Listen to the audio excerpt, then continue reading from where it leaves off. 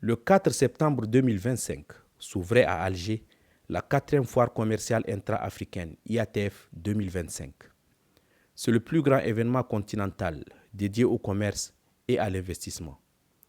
Le Tchad, qui se préoccupe particulièrement de la question des échanges économiques entre les États africains, a pris part à ces grands rendez-vous. Le chef de l'État, maréchal Mohamed Idriss Déby Itno, à la tête d'une forte délégation, a atterri ce 3 septembre 2025 à l'aéroport international Ouari Boumedienne d'Alger, où l'attend au bas de la passerelle son homologue Abdelmajid Tebboune.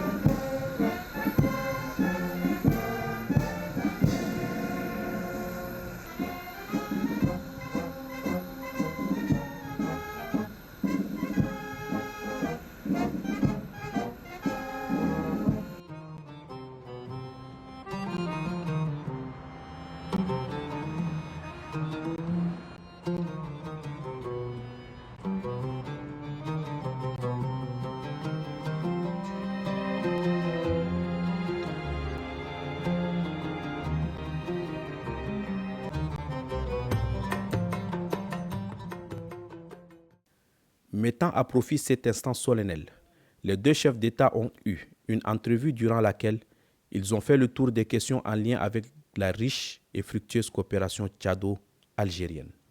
La rencontre a été ensuite élargie aux deux délégations.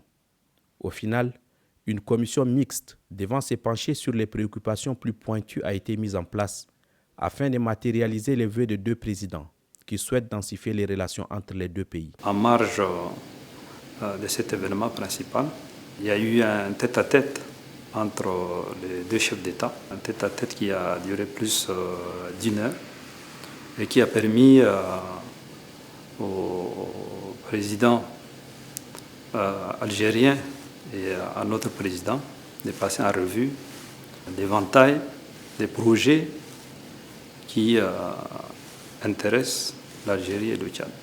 Parmi ces projets, il y a la route transsaharienne qui est en phase de bouclage et qui va permettre de relier notre pays à la Méditerranée.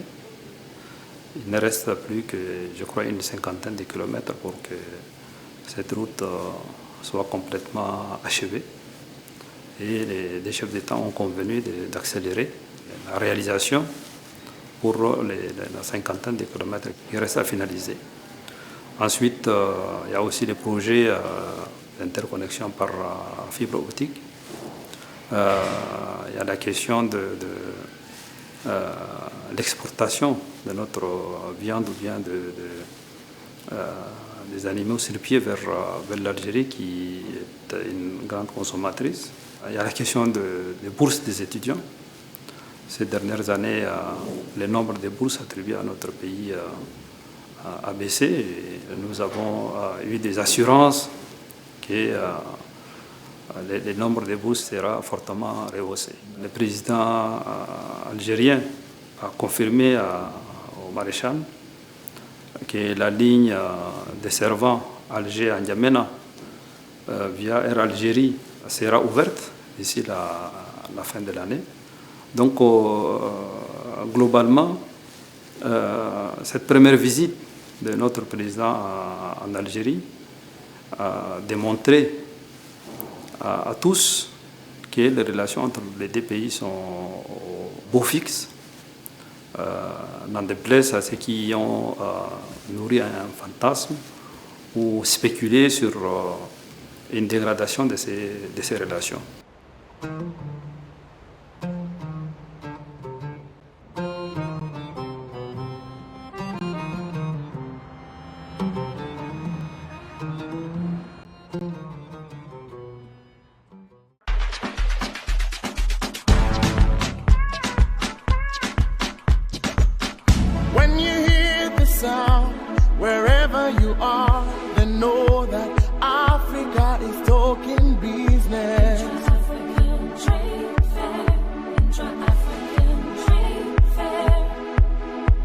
So come on and come on, we call on all Africa. Sorti de l'entretien, le chef de l'État arrive à la cérémonie d'ouverture de l'IATF 2025 au Centre international de conférences. 17 chefs d'État et de délégations prennent part aux assises. Une rencontre au cours de laquelle les pays africains trouvent l'occasion d'intensifier la dynamique de croissance du commerce intra-africain ainsi que de renforcer l'intégration économique. Dans son mot de bienvenue aux dirigeants africains et caribéens, tout comme aux chefs d'entreprise présents, le président de la République algérienne, démocratique et populaire, Abdelmadjid Tebboune, les a exhortés à renforcer leurs liens économiques. Il a dans la même lancée plaidé pour une intensification des échanges commerciaux, condition sine qua non pour stimuler la croissance, créer des emplois et protéger les économies africaines et caribéennes des effets de la conjoncture géopolitique mondiale actuelle. Selon le président du Conseil consultatif de l'IATF 2025 et ancien président de la République fédérale du Nigeria, Olusegun Obasanjo, 48 pays africains participent à cette édition, ce qui fait d'elle la plus importante en termes de nombre de participants depuis sa création en 2018. Depuis cette date, l'IATF a réuni plus de 4500 exposants, attiré plus de 70 000 participants provenant de 130 pays et facilité la conclusion des accords commerciaux et des investissements dépassant les 118 milliards de dollars US. Des milliers d'entreprises africaines ont noué des liens avec de nouveaux partenaires et pénétré de nouveaux marchés grâce à cette plateforme. Le secrétaire général de la ZLECAf, Wamkele Mene, a lui exhorté les dirigeants africains à accélérer la mise en œuvre de la ZLECAf afin de renforcer la résilience et préserver les intérêts collectifs du continent, compte tenu des incertitudes mondiales actuelles et de l'évolution des modèles commerciaux. Même son de cloche du côté de la vice-présidente de la Commission de l'Union africaine, Selma Malika Haddadi. Le président de la République, chef de l'État, maréchal Mohamed Idriss Déby Itno, prenant la parole à la suite de ses éminences, a mis en exergue les atouts et les richesses de son pays dans divers secteurs. Il a surtout rappelé la nécessité pour les pays africains de parvenir à une intégration africaine intégrale. C'est pourquoi, selon lui, le Tchad s'attelle à la réalisation de plusieurs projets à vocation continentale. Le Tchad, mon pays, a marqué un engagement politique fort en étant parmi les premiers pays africains à ratifier l'accord de Kigali et en veillant à l'intégration de ces clauses dans le plan national de développement 2022-2026.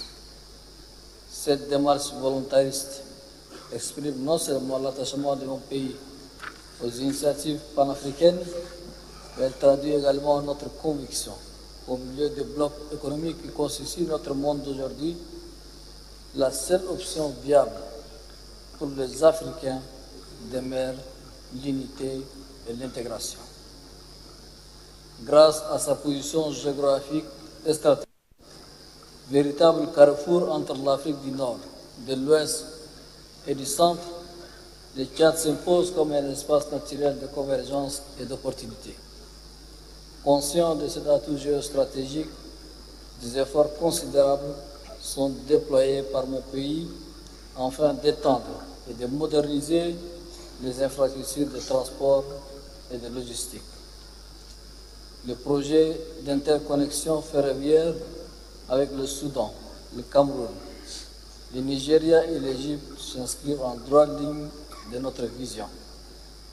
L'achèvement prochain de la route transaérienne reliant le Tchad à l'Algérie via le Niger et le projet de construction de l'axe Tchad-Égypte en passant par la Libye permettront de connecter nos pays de l'océan Atlantique à la Méditerranée et la mer Rouge. Plusieurs chantiers sont également en cours de réalisation dans l'objectif de développer l'interconnexion des provinces à l'intérieur de mon pays. L'agenda du président de la République prévoyait également, comme c'est souvent le cas lors de ses déplacements à l'étranger, une rencontre avec la colonie tchadienne. Mais suite à certains impératifs, il s'est au final résolu à déléguer 3 membres du gouvernement. Il s'agit du ministre d'État, ministre des Affaires étrangères, Dr Abdoulaye Sabour Fadoul, du ministre d'État, ministre des Finances, Tahir Hamid Ngilin, et du ministre du Commerce, Guibolo Fanga Mathieu, pour le représenter afin de porter sa voix. Les émissaires du chef de l'État ont été accueillis avec ferveur par la colonie tchadienne, composée dans sa majeure partie d'étudiants. Après avoir transmis à l'assistance le regret du président de la République de ne pas pouvoir partager ces moments, le chef de la diplomatie tchadienne a donné la parole au président par intérim de l'Association des étudiants tchadiens. Ce dernier a fait mention des difficultés auxquelles ils font face. Il s'agit de celles de pouvoir s'inscrire après le master au cycle doctoral, du coût de renouvellement du passeport ainsi que du paiement du billet retour. L'émissaire du président de la République, après quelques mots de réconfort et de conseils, a promis de transmettre fidèlement leurs doléances au chef de l'État. Le lendemain matin, une fois la page de la phase officielle tournée, la foire à proprement parler a ouvert ses portes. Le pavillon Tchad est dignement représenté par une délégation qui comprend des cadres du ministère du Commerce, ceux de l'Agence nationale des investissements et des exportations ANI, du Conseil national du patronat tchadien CNPT, ainsi que de la Chambre de commerce, d'industrie, d'agriculture, des mines et de l'artisanat CESIAMA.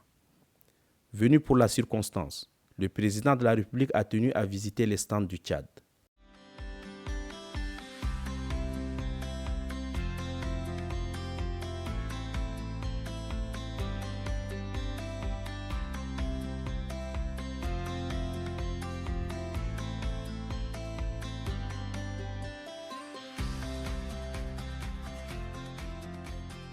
Satisfait de la participation du pays à l'événement, il a sur le champ organisé une réunion de circonstances. Le chef de l'État a tout d'abord félicité le ministre du Commerce pour les efforts consentis par son département, ayant abouti à une participation distinguée du Tchad. Il a en outre donné des conseils et orientations aux membres de la délégation. Je suis venu visiter notre stand. Je crois qu'il y a plus de 140 délégations qui sont ici et chacun expose les potentialités de son pays. Et le Tchad étant un pays vaste, riche et qui a beaucoup de potentialités, notamment dans le domaine de l'agriculture, de l'élevage, dans le domaine des mines et tout ça. Comme vient de constater, nous avons beaucoup de potentialités et que ces potentialités soient exposées au monde et surtout à l'Afrique, aux Africains, aux investisseurs africains pour qu'ils puissent venir visiter et explorer les opportunités qu'il y a au Tchad. Donc je crois que c'est très important. Je voudrais très sincèrement remercier le ministre et son équipe et l'ensemble de la délégation tchadienne qui est ici. Donc je suis venu pour vous encourager et vous féliciter. Et j'espère que vous allez rentrer avec de très bons résultats, avec des contrats, parce que c'est ça aussi qui est important. Le Tchad de demain, on doit le construire ensemble. Et le secteur privé doit jouer un rôle très important. L'État seul ne peut pas tout faire. Pour le ministre du Commerce, Guibolo Fanga Mathieu, cette rencontre est d'importance capitale pour le Tchad, car elle prépare le pays à une autre importante rencontre de mobilisation des ressources pour le développement du pays. Le Tchad, mis sur la zone de libre-échange continentale africaine, qui est un outil assez important d'intégration commerciale.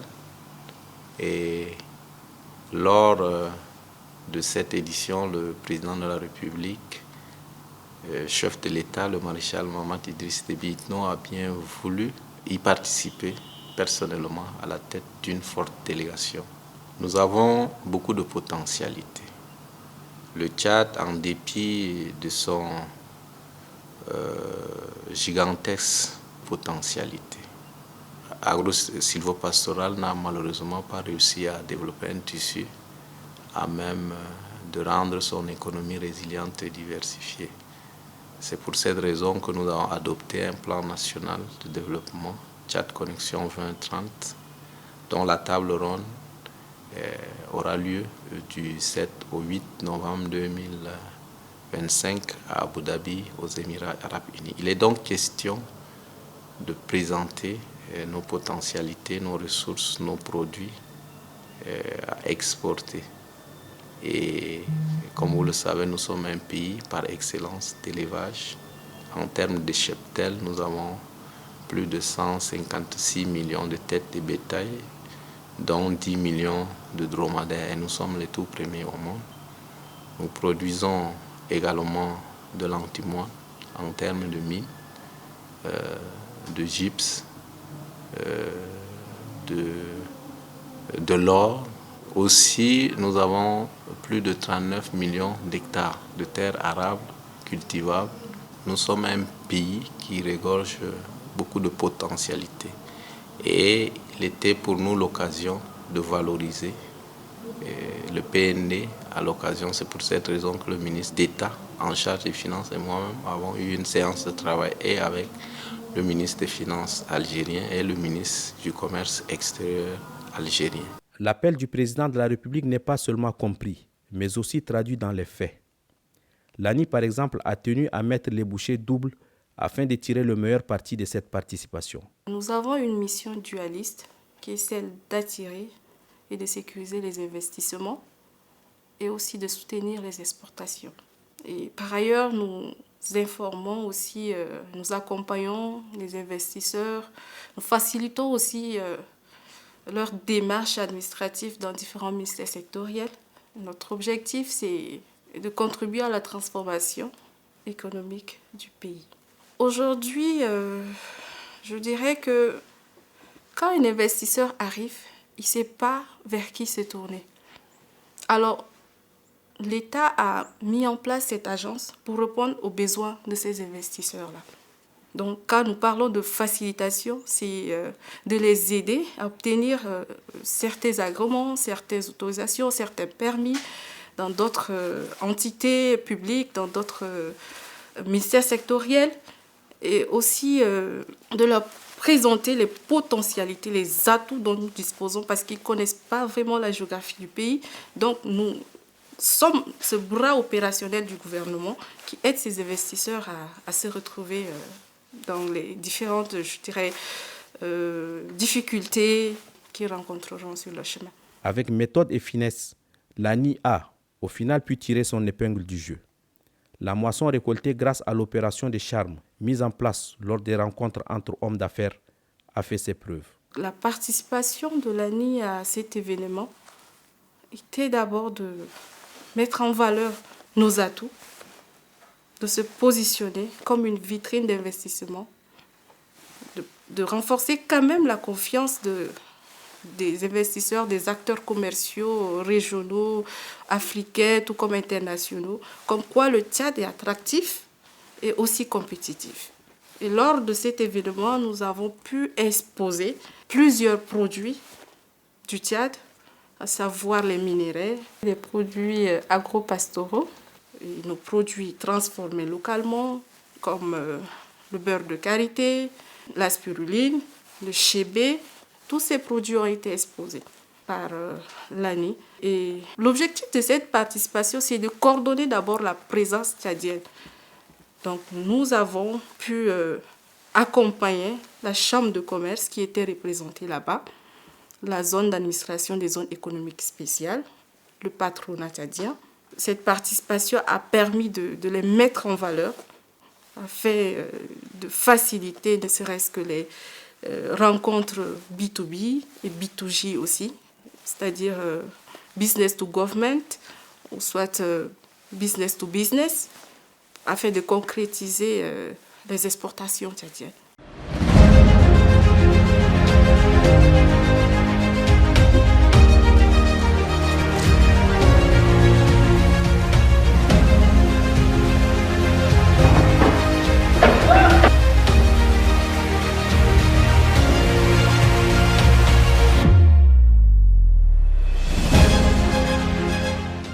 Le président du patronat du Tchad, Bichara Doudou, confirme cette assertion par des cas concrets.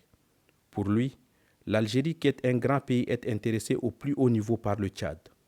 Pour preuve, plusieurs produits comme le sésame, la gomme arabique, la tomate et bien d'autres qui ont été exposés aux entreprises algériennes ont reçu un écho favorable.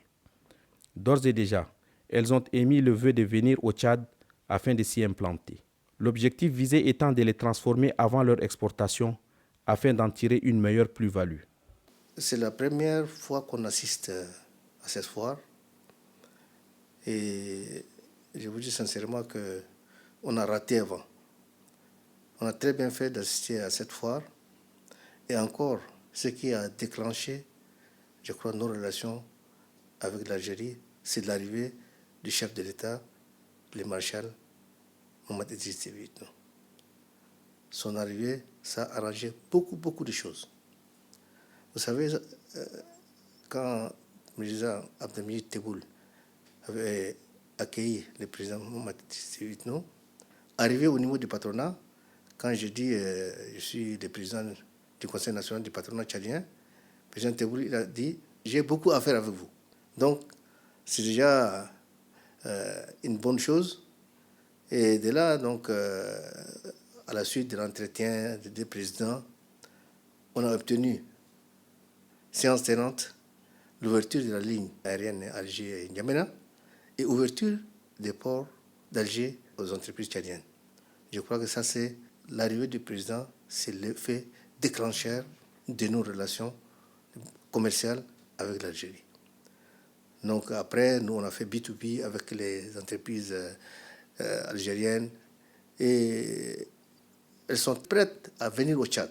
Donc un camion chargé de marchandises d'Alger va arriver en 5 jours en N'Djamena. Donc c'est déjà une très bonne chose. Je crois que N'Djamena sera ravitaillé en toute marchandise, que ce soit les produits, même les fruits. Ça peut arriver en 5 jours sans problème ici. Et vous savez, les entreprises algériennes ne sont pas des entreprises privées. Très peu de privés, mais le reste, ce sont des entreprises de l'État. Donc chaque fois, il faut passer par l'État. Par exemple, l'entreprise qui fait des engrais, et je me suis approché de cette entreprise. Oui, ça, les engrais, ils peuvent bien vendre au Tchad sans problème. Mais ils font aussi des nitrates d'ammonium qu'on a besoin pour nos carrières de concassage. Mais ça, ils ne peuvent pas vendre sans l'autorisation de l'État. Donc, ils nous ont conseillé, si on veut acheter des nitrates d'ammonium, il faut passer par la voie diplomatique, arriver à Alger. Donc, ils vont trouver des solutions, ils vont nous vendre ça. Nous, aujourd'hui, nitrates d'ammonium, on part chercher en Europe. On met dans des bateaux avec des autorisations, arriver à Douala avec des camions, ça va faire des mois et des mois. Or, en 5 jours, on peut trouver nos nitrates d'Alger ici. C'est finalement très satisfait de sa visite en République algérienne, démocratique et populaire, que le président de la République, chef de l'État, maréchal Mohamed Idriss Déby Itno, quitte le 5 septembre 2025 la capitale Alger pour regagner N'Djamena.